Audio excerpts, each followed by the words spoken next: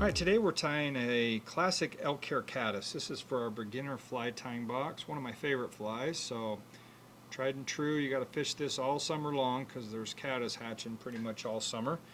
And it's such a great dry fly because it floats really well, you can see it, and it catches fish. So I'm just using a size 14 hook here.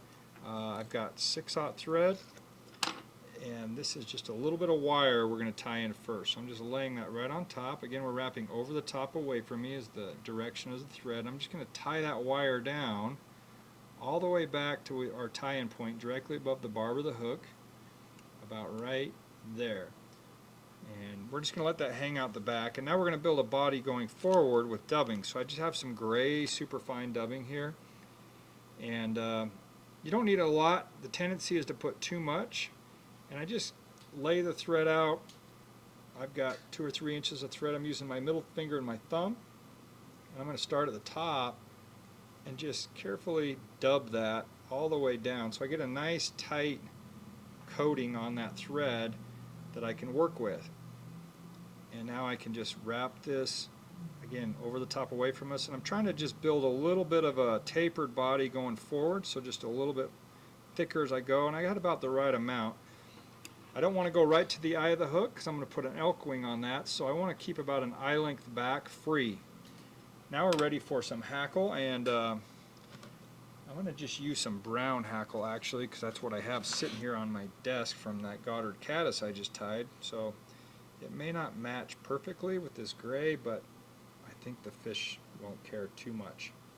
So I just tie that in by the stem right there, and again right back at that eye length back or so, and I'm going to actually wrap this hackle going back. So I'm going to wrap over the top away from me, but just work my way back to my wire that's waiting for me there.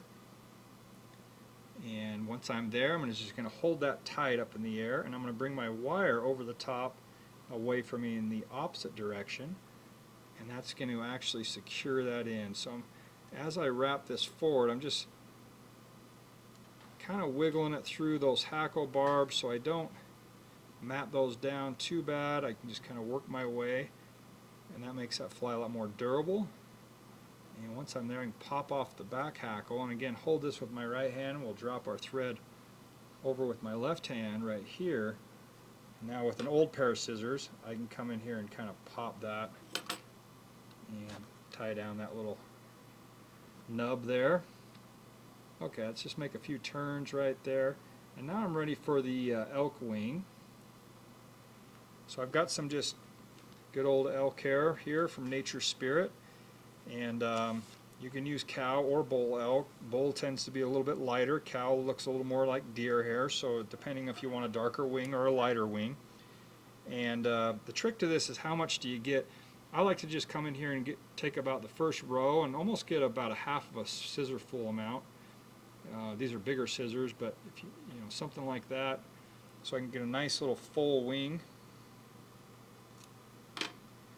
And we'll clean off those butts there and get any of that under fur underneath. Okay, now we're ready to stack it. So these are the tips right here, and I want to set those down in my hair stacker, tips down. So just kind of drop them in there like that, and we'll just tap those up. And then I'm going to carefully just pull the back end of the hair stacker out, and should have those tips pretty lined up like that, and I can gather those. So I want a wing that extends, those tips extend just barely past the bend of the hook there, and once I have that, I'm going to switch it here to my left hand, and now I'm going to tie this in. So I just come down once, add a little tension, twice, add a little more tension, 2 or 3 times. Now notice I don't let go with my left hand because that hair is going to want to twist around the hook.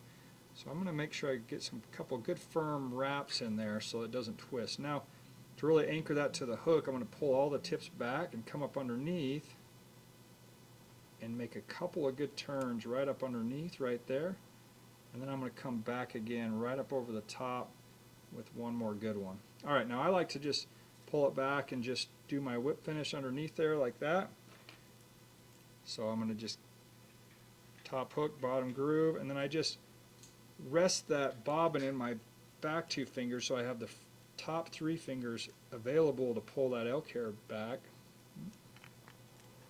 And now I can just make a nice, good, tight, clean whip finish under there. We'll add a little drop of head cement under there.